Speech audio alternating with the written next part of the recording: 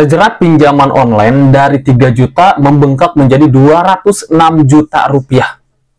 Ya. Kenapa bisa seperti itu? Makanya teman-teman di sini yang memang awam di pinjol, simak video ini sampai habis. Assalamualaikum warahmatullahi wabarakatuh. Kembali lagi bersama saya di sini. Apa kabar kalian semua? Semoga dalam keadaan sehat walafiat dan selalu dimudahkan rezekinya. Di video kali ini saya akan membahas tentang salah satu nasabah yang terjebak pinjol. Total tagihannya 3 juta awalnya, tapi menjadi 206 juta dengan bunga-bunganya yang tinggi. Bahkan si nasabah ini sampai sudah bayar 100 juta lebih gitu kan, dari hutang 3 juta. Ya, inilah kecerobohan nasabah, inilah ketidakpengetahuan tentang masalah pinjol itu sendiri. Makanya untuk teman-teman di sini harus memahami tentang masalah pinjol. Simak video ini sampai habis biar kalian paham. Oke? Namun sebelum itu teman-teman yang baru bergabung tentunya bantu channel untuk berkembang dengan cara klik tombol subscribe yang ada di bawah dan juga bunyikan notifikasi loncengnya supaya saat upload video terbaru kalian mendapatkan pemberitahuannya. Dan untuk teman-teman yang punya permasalahan pinjol yang masih gali lubang tutup lubang, butuh bimbingan, edukasi, pendampingan saat kalian tidak bisa bayar pinjol kalian dan ingin bebas, langsung aja konsultasikan melalui WA yang ada di deskripsi video ini. Oke, kita lanjut membahas topik kali ini teman-teman. Di sini salah satu berita yang memang sudah lama, tapi sampai sekarang masih berlaku ternyata seperti itu. Terjebak di pinjol, dia ngajuin pinjol yang tidak tahu aplikasinya itu legal apa ilegal. Ternyata ini pinjolnya ilegal. Ya, dia hutang 3 juta ya karena memang ada kebutuhan katanya untuk beli susu.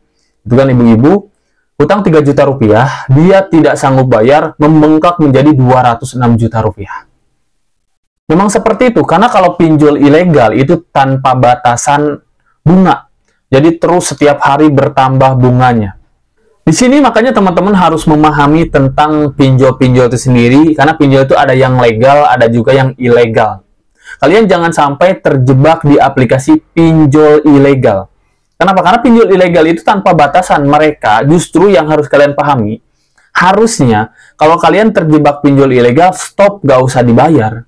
Dan bunga-bunga yang menaik pun nggak usah dibayar, udah. Jangan sampai seperti ibu-ibu ini, itu kan, terjebak 3 juta, jadi 206 juta, bahkan sudah bayar dikarenakan takut dengan teror, bayar sampai 100 juta lebih, gitu kan. Ini salah satu beritanya saya perlihatkan dulu teman-teman ya. Di sini silakan lihat. Kembali di Kompas Siang, saudara guru honorer di Kabupaten Semarang, Jawa Tengah terjerat pinjaman online atau lebih dikenal dengan sebutan pinjol yang awalnya hanya 3 juta, membengkak hingga ratusan juta rupiah. Awalnya pinjaman ini digunakan korban untuk membeli susu kedua anaknya yang masih balita. Kuasa hukum korban menyebut suami sang guru honorer yang bekerja serabutan membuatnya dan suami merasa perlu meminjam uang secara online untuk keperluan sehari-hari. 20 Maret lalu, korban meminjam uang sebesar 5 juta rupiah. Namun hanya disetujui 3,7 juta rupiah dengan waktu pelunasan 7 hari. Saat pinjaman memasuki hari kelima, menurut kuasa hukum korban, pihak pinjol mulai meneror korban dan suaminya untuk segera melunasi pinjaman. Karena pinjaman tidak segera dilunasi, saat ini pinjaman korban membengkak hingga 200 juta lebih dan sempat dibayar 158 juta rupiah. Nah itu dia teman-teman, mirisnya pengetahuan tentang masalah pinjol jadi seperti itu. Padahal ini jelas pinjol ilegal yang memang tidak perlu dibayar. Gitu kan? Utang 3 juta jadi 206 juta, sudah bayar 100 juta lebih, itu udah menghabiskan uang. Ya, ngapain? Ya, jangan sampai kalian yang memang berada di pinjol itu seperti itu hanya dengan takut dengan teror. Kalau kalian punya uang, dengan ibaratnya kalian marah di teror sama DC pinjol ilegal, kalian lakukan pelaporan. Nih lihat, pinjol ilegal ini buronan. Mereka melakukan teror, penyebaran data, itu sudah jelas melanggar hukum pidana. Kalau kita ibaratnya punya uang, keluarkan 100 juta untuk pinjol, kenapa nggak laporkan ke polisi aja mereka? Jelas mereka itu buronan. Makanya ini pentingnya pengetahuan untuk teman-teman tentang permasalahan pinjol ini. Jangan sampai kalian awam. Justru orang-orang yang paham tentang pinjol, gitu kan, si ilegal itu diberantas. Dibobolin, ambilin uangnya dan sengaja tidak bayar. Banyak yang seperti itu. Apalagi jelas dalam statusnya si pinjol ilegal ini buronan. Mereka itu penjahat yang sedang diberantas OJK, SWI, dan juga pihak kepolisian. Gitu. Jadi nggak ada yang perlu kita takutkan.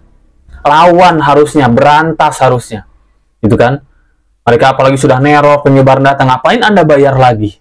Ya, makanya untuk teman-teman yang memang perlu pengetahuan, edukasi, pendampingan gitu kan tentang masalah pinjol ini, segera konsultasikan ke sini. Kalian juga bisa gabung di TikTok saya karena saya di situ live juga memberikan edukasi pemahaman tentang masalah pinjolnya supaya kalian ibaratnya paham tentang resikonya seperti apa dan juga terutama tahu penanganannya saat kalian terjebak pinjol tidak bisa bayar. Karena di sini kita bantu untuk itu semua. Ya, jadi untuk teman-teman yang punya permasalahan freelance silahkan langsung aja dikonsultasikan juga ke sini, bisa melalui WA yang ada di deskripsi video ataupun bisa join di TikTok saya. Di situ saya live memberikan edukasi pemahaman untuk kalian semua.